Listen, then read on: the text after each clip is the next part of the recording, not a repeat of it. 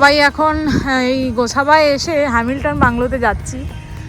Hamilton স্যারের অনেক অবদান আছে বাংলার প্রতি, তো সেই পুরনো ঐতিহ্য এখনও আছে এখানে। যদিও এখানকার স্থানীয় মানুষের কাছে এই জিনিসটা খুব একটা নয়, কিন্তু আমরা এসছি ঘুরে বেড়াতে, এটা দেখে যাব।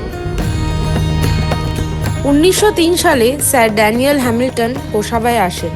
তার স্বপ্ন ছিল সুন্দরবনের দুর্গম এলাকাকে একটি আদর্শ গ্রামীণ সমাজে পরিণত করা।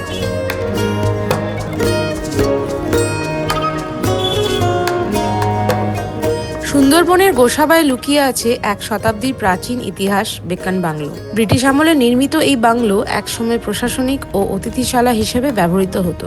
সুন্দরবনের দুর্গম এলাকায় আসা ব্রিটিশ কর্মকর্তা ও ব্রিটিশ অতিথিদের থাকার জন্য এটি তৈরি করা হয়েছিল।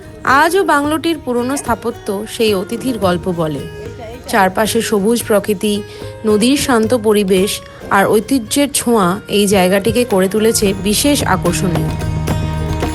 তো আজকে নিয়েছি ইলিশ মাছ, আমোদি মাছের ফ্রাই আর ক্র্যাবটা রায়ের খুব ভালো লেগেছিল, তাই ওটা রিঅর্ডার করেছি। তো সব খাবার দাবার খেয়ে আমরা চলে যাব রুমে। এখন আমরা ফেরত যাচ্ছি, বোটে করে যাব, অটো করে ঘাটে অবধি যাচ্ছি, তারপর বোটে করে ক্রস করব। Bye bye Sundarban. আমরা এমনভাবে যাব ভাবিনি, যে আমরা ভেবেছিলাম প্ল্যান করে সুন্দর 4:30টার পরে বেরোবো, কিন্তু হোটেলে পেমেন্টটা করতে গিয়ে শুনলাম যেহেতু অমাবস্যা, এই অমাবস্যার পূর্ণিমার সময় নাকি নদীর জল পুরো শুকিয়ে যায় জোয়ার বা ভাটার সময়।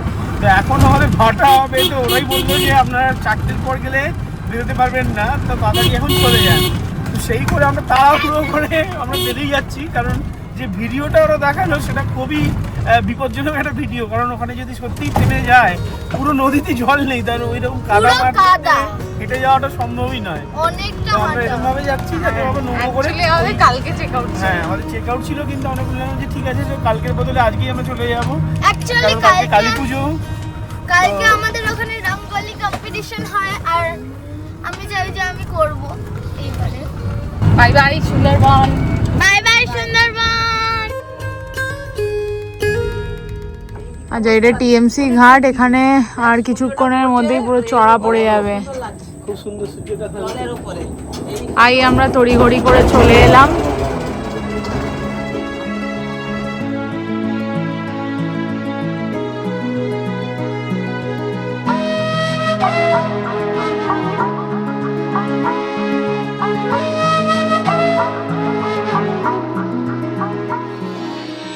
আমাদের গাড়ি পেয়ে গেছি আমরা, আর এবারে এসে গাড়িতে উঠে গেছি, লাগেজ তুলে নিয়েছি।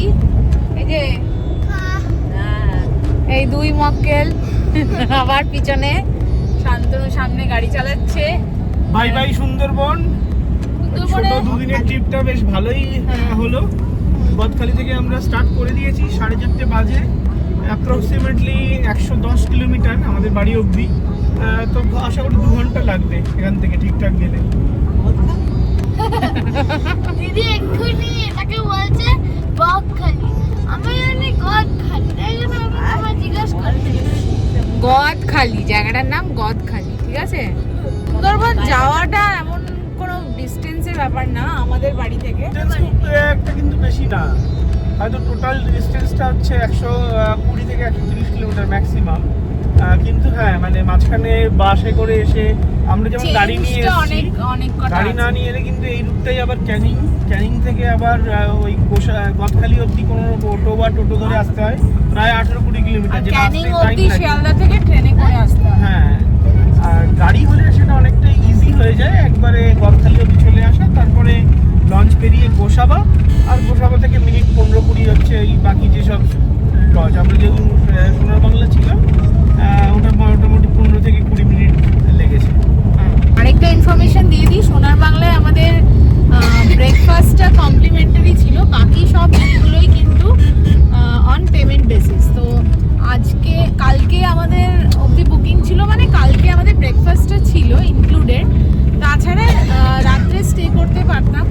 তো যেহেতু কালকে কালী পুজো, আমরা ভাবলাম যে বাড়ি ফিরে যাই, মারও ওর সাথে। অ্যান্ড আমাদের মোটামুটি তো ঘোরা হয়েই গেছিলো, আর শান্তনুর মনে হলো যে খুব একটা বাঘ হয়তো দেখতে পাবে না, বাঘ দেখতে না পাওয়ার কারণে আরো ফিরে যাচ্ছি। আরো ফিরে প্লাস যাচ্ছে। হচ্ছে আমাদের কালকে সকালে একটা মর্নিং এ আমাদের ফুটবল খেলা থাকে, তো সেটাও অন্যতম রিজন যে আমরা আজকে চুজ করে ফিরে যাচ্ছি।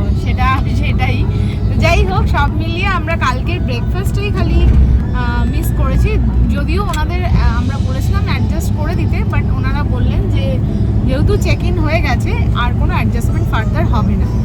তো হোয়াট এভার, এমনি থাকতে হলেও আমাদের ডিনারটা নিতেই হতো। তো আজকে আমরা বাড়ি ফিরে যাচ্ছি এবং আমরা ব্রেকফাস্টেই খালি লস হলো আর কি এই ট্রিপটাতে। তো এনিওয়ে, বাকি জিনিসগুলো ইনট্যাক্টই আছে এবং আমরা খুব ভালো স্টে এবং জায়গাটা সত্যি খুব সুন্দর, সোনার বাংলার প্রপার্টিটা তো সত্যিই দুর্ধর্ষ, লাক্সারিয়াস এবং খুব ভালো স্টে, এবং ওদের হসপিটালিটিটাও ভীষণই ভালো। যে কটা সোনার বাংলা প্রপার্টিতেই আমরা দেখেছি সব কটারই এক্সপিরিয়েন্স ভীষণই ভালো। বিশেষ করে বলতে হয় যখন আমরা লাস্টবারে টাকি গেছিলাম বা সোনার বাংলা মন্দারমণি, প্রত্যেক কটা প্রপার্টি কিন্তু এদের বেশ ভালো, বেশ প্রিমিয়াম সার্ভিস।